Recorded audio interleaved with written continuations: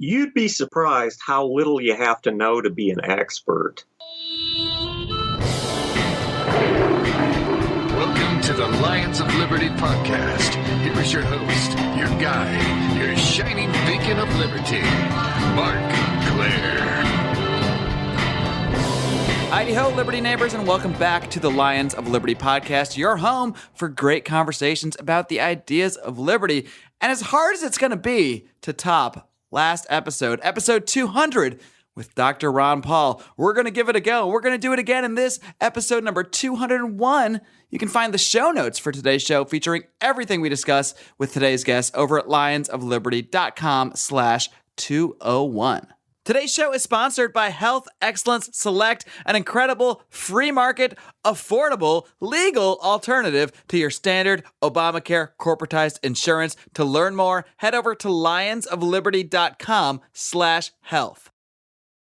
My guest today is a former Republican U.S. Congressional aide who spent 28 years working in the United States Congress before leaving government service in 2011.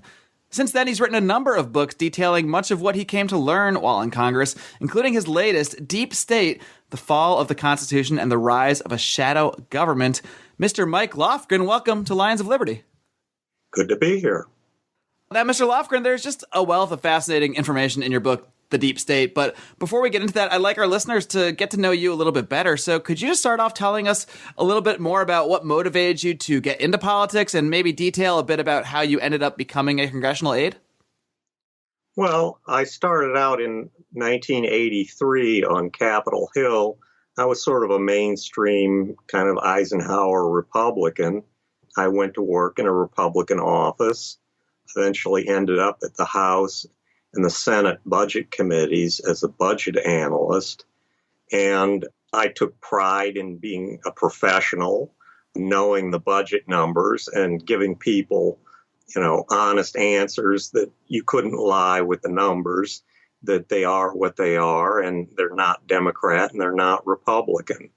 I started really changing my philosophy in that period between 9/11 and the invasion of Iraq, when a Republican president went completely off the rails, was essentially lying to the general public and trying to whip up war hysteria to get us to invade the wrong country. And that's when I made the decision that ideology as practiced in Washington is basically just toxic.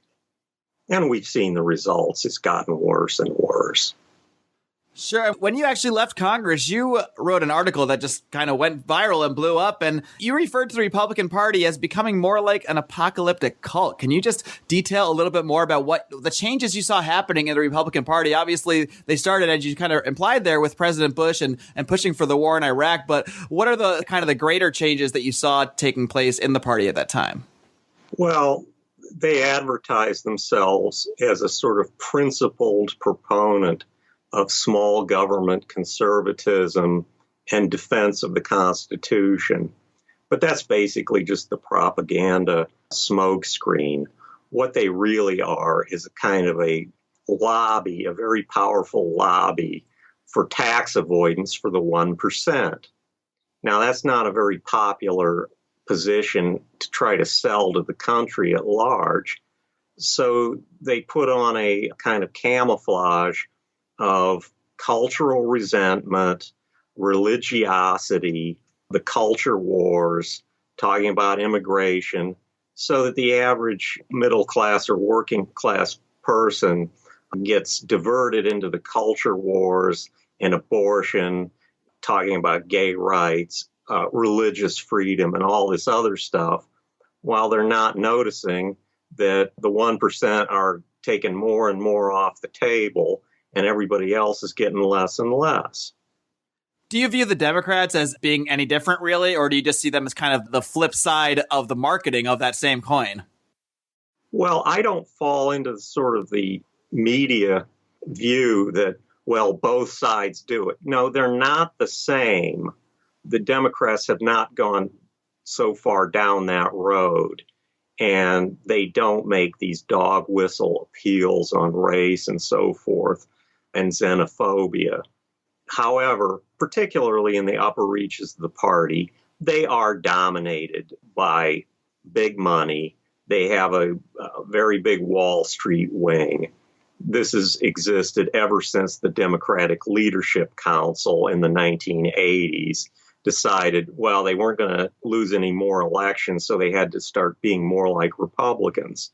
And I think your perfect sort of identikit candidate for the Wall Street crowd is Hillary Clinton. And that Wall Street connection really does kind of play into what we're going to discuss a little bit more here with your book, The Deep State. Now, many people might see the title of your book and they might hear terms like shadow government and immediately think that this is just another wacky conspiracy theory. So can you kind of clear up exactly what the shadow government is? What exactly is the deep state as you refer to it? Well, it sounds all mysterious, but I'm not an Area 51 or UFO guy. This has nothing to do with that. These aren't sort of hidden conspiracies meeting in the dark of night. This is mostly things we know about, names that we know. We know the Dick Cheneys, we know the Donald Rumsfelds, we know the bureaucrats in the Defense Department and at State. We know the people on Wall Street like Jamie Dimon and Lloyd Blankfein. We know the people in Silicon Valley who got enormous amounts of money. They're even making Jamie Dimon look like the poorest guy at the country club with compensations of $100 million a year. Jamie only gets 20, poor fellow. And all these people are simply combining to divide up the territory and control the political marketplace. There's nothing secret about that. The military-industrial complex is a part of it. We've known about that ever since Eisenhower gave a name to it way back in 1961. The problem is, since 9/11, it's grown even stronger now that we've had an unprecedented war of 15 years in length. Wall Street has become ever more entrenched. They got us into the terrible mess in 2008. And they were bailed out, held harmless. There were no reforms. I mean, the Dodd-Frank reforms were minor, but they didn't involve compensation limits on companies that were taking public money, let alone cleaning house and putting in a new executive suite and board of directors. Silicon Valley sort of gets its way with intellectual property laws such that you technically don't even own the phone that you thought you bought, jailbreaking it. There's statutes on the books that could send you to prison in theory for that. And they are very dominant in giving money to candidates who are friendly towards things like Uber's business model.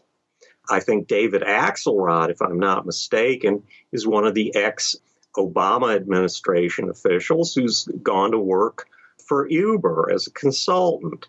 So you've got this complex of tremendous amount of money.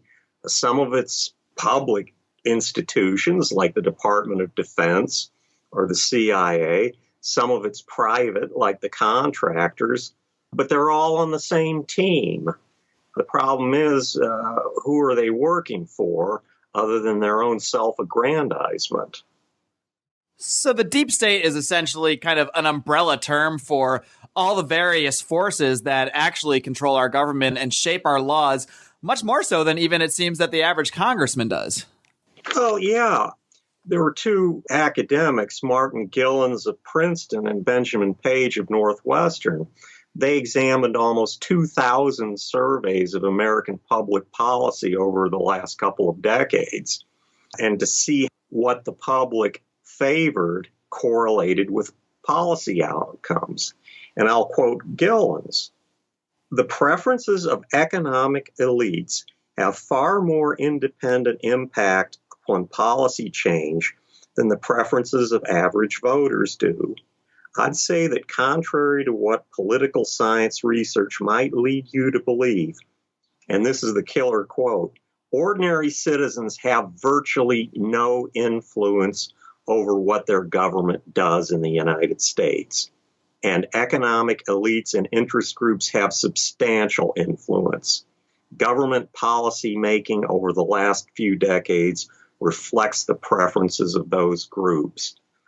For instance, there was no great public outcry to repeal the Glass-Steagall law that dated from 1933 that separated investment and commercial banking. That was a kind of firewall that prevented financial collapses from getting out of hand.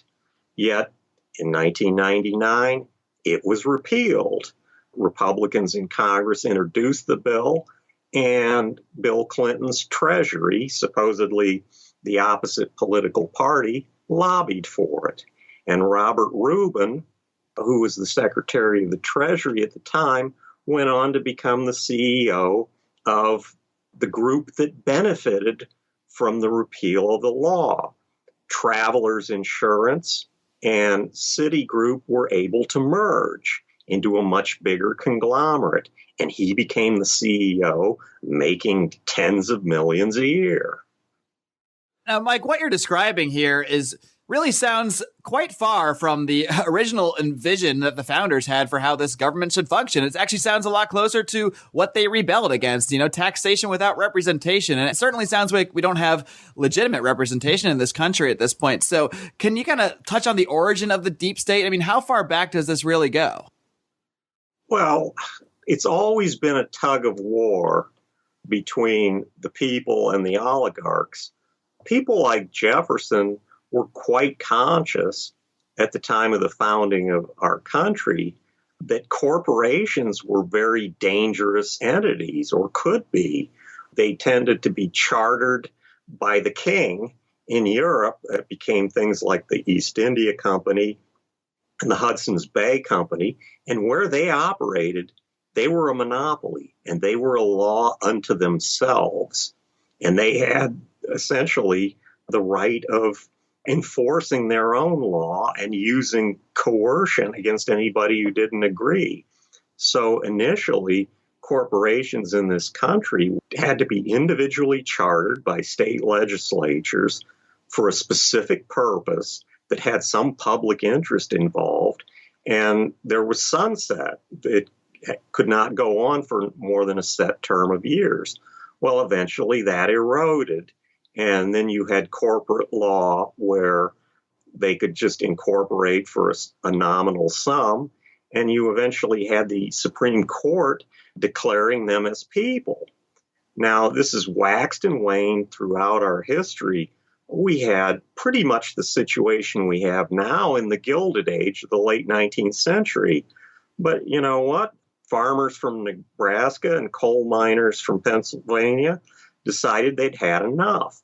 And it took decades of struggle, but eventually we had progressive reforms like wage and hour laws, women voting, prohibition on child labor, and so forth. But it slid back. One of the things that gives the secrecy of the deep state its distinction and the size of it is, I think it really began in terms of what we know today in the Second World War with the Manhattan Project. Here you had this enormous thing that created whole secret cities in the United States, like Hanford, Washington, or Oak Ridge, Tennessee. Not a single member of Congress knew that they had appropriated money for it. They didn't know it existed. Harry Truman didn't know anything about it until after Franklin Roosevelt died in office and Truman was sworn in. So once you have a situation where you can create this whole atomic infrastructure based on secrecy and nobody knows about it, you're off to the races in setting up a broader infrastructure for control of society that people aren't aware of, or they just can't connect the dots. We know there's a nuclear program. We know that Wall Street's powerful. We don't see the sort of interconnectedness of it. And the fact that people like David Petraeus, who got praised in the corporate media as the greatest general since Alexander the Great, once he left the CIA in disgrace because of a marital indiscretion, he ended up at Kohlberg Kravitz Roberts on Wall Street, a leveraged buyout firm. Now, what are his qualifications for Wall Street? Well, I don't think he has any, but what he is, he's an influence peddler, a door opener. And that's what all these guys are. They interchange personnel back and forth. Yeah, I mean, it really seems like from the description in your book that the political influence is really the best skill to have for a lot of the people involved in the deep state. It's really not about what their actual skills is or their expertise. It's really about who can they connect you to, what influence in the government can they provide you with. Right. I mean, we're 0 for 3 in our interventions in the Middle East. Iraq was a disaster. Libya was a disaster. Syria is an ongoing disaster. But the people who authored this thing that thought it was a great idea, they're going on to greater glory and fame. Either they've gone off to Wall Street or they've taken jobs on the boards of military companies and that sort of thing, and they're getting rich. And of course, one of them, Hillary Clinton, who basically was one of the driving forces in the Libya intervention, who was talked into it by Nicolas Sarkozy, who seems a rather shady character, the president of France at the time, who was basically looking to get oil concessions for French oil companies.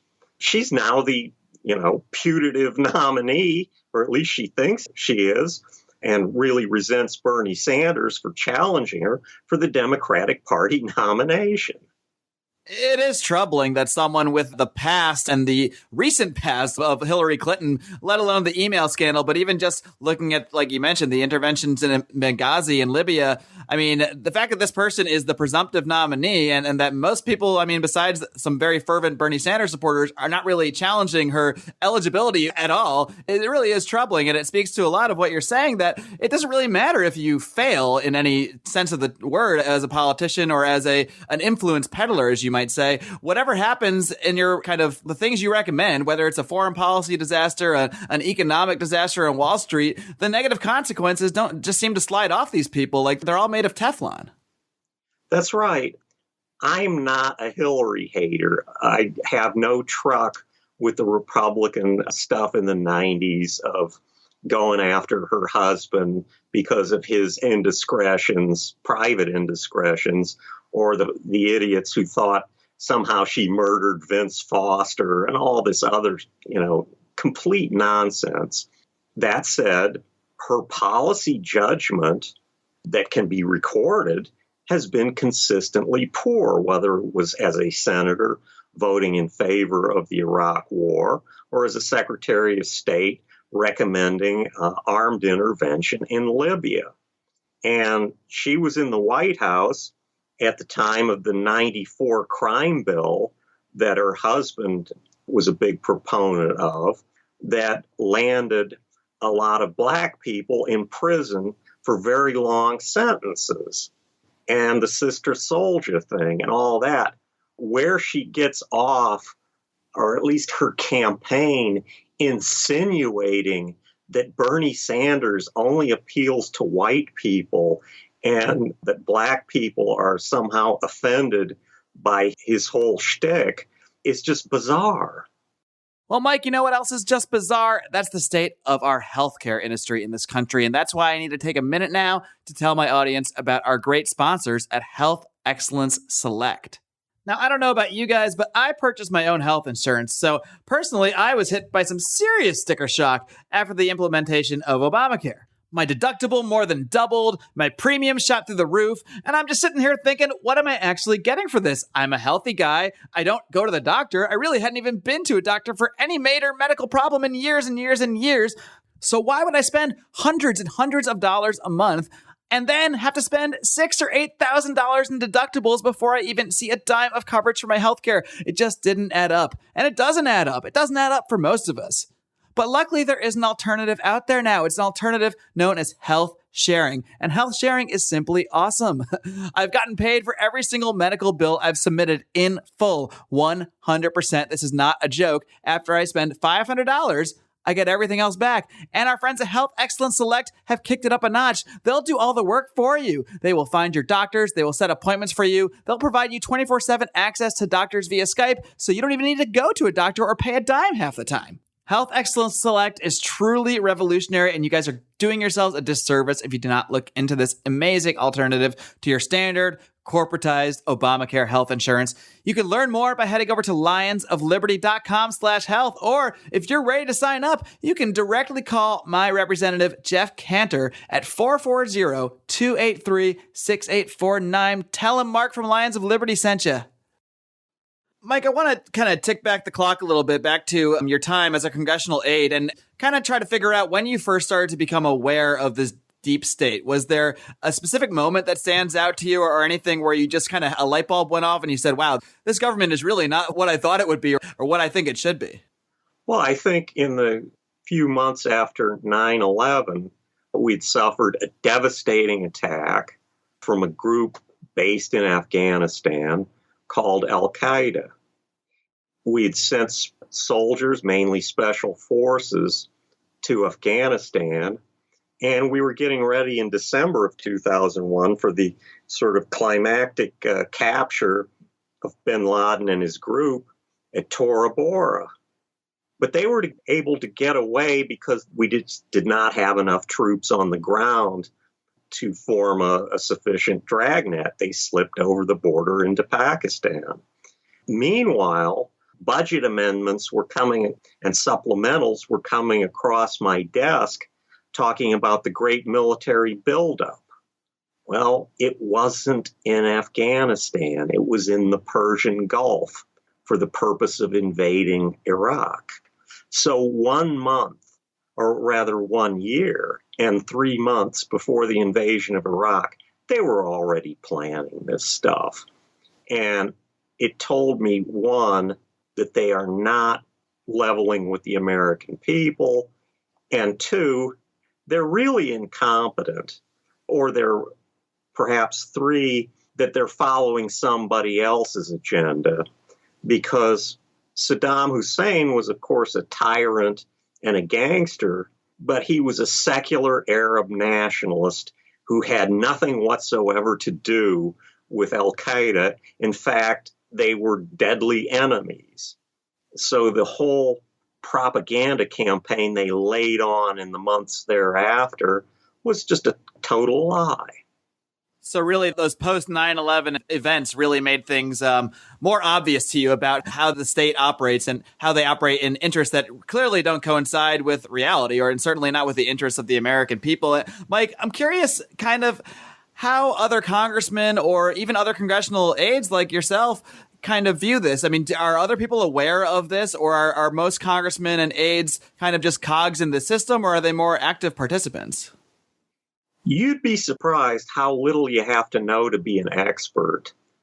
It's amazing how many staff members and bureaucrats really don't have a good grasp of history and sort of how the current events flow in foreign countries, that they can actually make a cogent argument against whatever an administration might be pushing. And as well, there's a kind of groupthink that, well, this is what we're going to do and everybody's on board. And let me tell you, in a democracy, that is not a healthy mentality. And a lot of people in other categories, whether they're doing health or education or whatever, they think national security is some mysterious black box that contains all this expertise and special knowledge. Well, it doesn't. It's just history, current events, and trying to make some sense out of it. And I have not been impressed by very many of the so-called experts on foreign policy that are touted as being experts in Washington. Mike, you discuss President Obama in your book quite a bit, and the way it comes across from your description, it almost sounds like he was sort of crafted as an ambassador to the deep state. I mean, can you detail a little bit more about President Obama's relationship to the deep state? Well, if you read his autobiography, he even has a section in there talking about once how he ceased to be a community organizer and started running for higher office. He was surrounded by rich people all the time, rich people handing him checks. And he noticed himself how he was assimilating to their views simply because they were sucking all the oxygen out of the room and they were the only presence. It certainly didn't escape me at the time that he said at the beginning of 2008, when he was still Senator Obama and he was running for president, he would filibuster. He wouldn't just oppose, he would filibuster any bill that would give retroactive immunity to the telecoms for participating with the NSA in illegal surveillance of Americans. A few months later, I think it was July of 2008, he's already the presumptive nominee. He's about to be coronated in Denver, Colorado the next month as the nominee. He votes for the FISA Amendment Acts to give them immunity. Now, something happened there. Wow. He became assimilated. And the fact that he took on John Brennan, who was a Bush administration CIA official, then who'd left the government, latched on to Obama as a foreign policy advisor, and then became his CIA director, shows how the underlying personnel, the people that you appoint, tend to be the same people, just as Bob Gates was the Secretary of Defense under Bush and presided over the surge that Obama opposed. What was his first thing he did about the Defense Department? He hired Bob Gates as Defense Secretary. And Mike, on the subject of the presidency, right now we have a couple presidential candidates in Bernie Sanders and Donald Trump who seem to capture a lot of frustration in the electorate. They're both doing so in very different ways. But do you think that this frustration that these candidates seem to be playing off of is in some way sort of a response to the deep state, this idea that there are elites controlling this country and that the average person, in whatever way they perceive, it might be different than reality, but they perceive that there are these elites that are kind of destroying their lives and screwing them over. So do you see either of these candidates as sort of being a response to this in some way? Oh, absolutely. Sanders is a definite response to the income inequality issue and the fact that Democratic presidential nominees, whether it's Hillary, she thinks presumptive nominee, or Obama or Kerry, none of these people really address the issue of income inequality because they're too tied to Wall Street.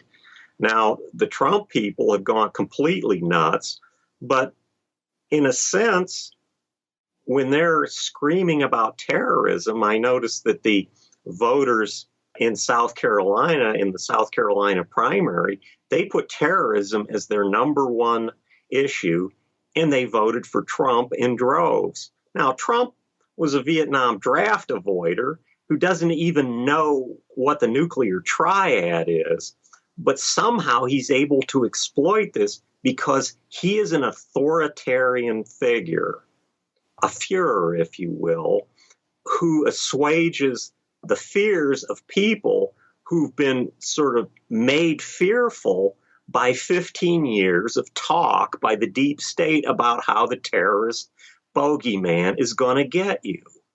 So in a way, he's just exploiting what they've created. Does the presidency even matter at this point when it comes to the deep state? I mean, could even electing somebody like Bernie Sanders, who really does seem opposed to a lot of the machinations of the deep state, could something like that actually curb it? Or, I mean, are they just going to become like President Obama and just naturally become assimilated because that's really the only way to become president? Well, different presidents do make the difference on the margin. I would rather have had President Obama, as assimilated as he is, than somebody like John McCain, who has absolutely terrible judgment in foreign policy and whose first instinct is always to use force. So there is a difference. But that said, any candidate is going to have to go along to some degree. He's the skipper on this enormous 600,000 ton oil tanker that he can't make it do a U-turn in less than, a huge amount of space. It's just very difficult. So yeah, individual choices do matter, but they don't matter a lot. And part of that is because the underlying psychology of the American people that elects them is so divided. It's so distracted by other issues like gay marriage and all this sort of stuff that is precisely intended to distract their attention, that they cannot give their full attention to what is their own best material interest. Well, Mike, we really only scratched the surface of, what you detail in your book, The Deep State. And first of all, thank you for joining me because that was really fascinating stuff. Yeah. And I do encourage people to check out the book because, like I said, we only really barely scratched the surface of what you go into great detail on. So before I let you go, can you just let everybody know how they can find your book, your writing in general, and anything else you'd like to plug? Feel free to do so. Sure. It's The Deep State, The Fall of the Constitution, and the Rise of a Shadow Government. It's for sale at your independent book dealer, if possible, and if you must, Amazon.com has it. I also have a number of articles available on MikeLofgren.net. All right, Mike Lofgren. The book is The Deep State. Once again, thank you for joining me today, Mike, and keep up the great work. Enjoyed being here. Thanks, Mike. Thank you. All right, folks, I hope you enjoyed my conversation there today with Mr. Mike Lofgren about his book, The Deep State. And like I said, we really only scratched the surface here about the deep state. Mike Lofgren in his book really goes in depth into all the different ways that these different groups, private groups, governmental groups really do control our government.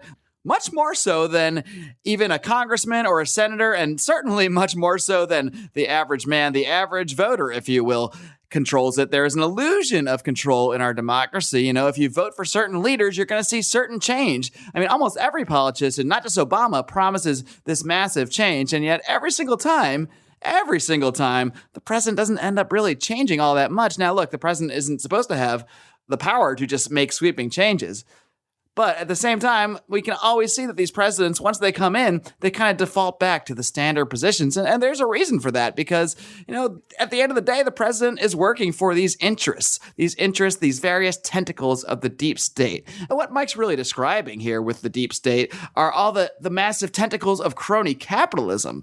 It's government working in concert with businesses to manipulate things, to manipulate the economy in their favor, to manipulate the laws so that things turn out the best for them, which doesn't always turn out the best for our fellow man. You can, of course, purchase Mike's book, The Deep State, over at Amazon. You can get a link to that over at the show notes for the show over at lionsofliberty.com/201. In fact, you can make all your purchases through our Amazon link, which you can find at lionsofliberty.com/Amazon, and that'll give us a little kickback and help us keep this operation going because, believe it or not, it does cost a little money to run a podcast. It does take a lot of time to run a podcast. So I do this out of passion. I do this out of the desire to spread the ideas of individual liberty and individual rights. And the more help we get with that from you guys, the more we're able to do that. The more we're able to expand our operation, perhaps even give you more shows per week than the 3 you're already getting every single Monday, Wednesday, and Friday at lionsofliberty.com. Of course, you can find us on iTunes, on Stitcher, on YouTube. There are just so many ways to hear this show. And if you are a fan of what you're hearing, I encourage you to subscribe on those platforms. Hit that little button, subscribe on iTunes, subscribe on Stitcher. And if you can, leave us a 5-star rating and a great review on those channels. That'll really help us get the show in front of more people. Now, I don't do this show just to dictate how things should be, just to tell you how the world should be through my eyes, through my liberty lens here. It's a conversation, not a dictation. And I want you guys to join the conversation. And you can do that by joining our private Facebook group. That's the Lions of Liberty Forum. If you just type Lions of Liberty Forum in your little Facebook search bar, it should pop right up. Request to join and we'll get you right in there. As long as you don't look like some kind of creepy spam bot, we'll get you right in there to join the conversation with myself, some of my fellow Lions of Liberty cohorts, some of the people that have been on the show in the past are even in the forum. So we really do want to keep this a conversation, not just a dictation. You can, of course, find our main Facebook page at facebook.com/Lions of Liberty. If you're a tweeter, you can find us on the Twitter at Lions of Liberty. Now, next week, next Monday, we're going to return to our very popular roundtable format where I bring in some of my fellow Lions of Liberty friends and associates to have a little conversation, perhaps over a few adult beverages. We'll be doing that on Monday, taking a look at this week's Democrat debate. Yes, tomorrow night, Thursday, Hillary and Bernie are going at it one more time. We're also going to talk a little bit about the Libertarian candidates. They just wrapped up part 2 of their debate on the John Stossel show over on Fox Business, so we got a lot to talk about with my Lions of Liberty crew. We look forward to seeing you then. Of course, this coming Friday, don't forget, another edition of John Odermatt's Felony Friday, a weekly look at the broken criminal justice system. Until then, folks, live long and live free.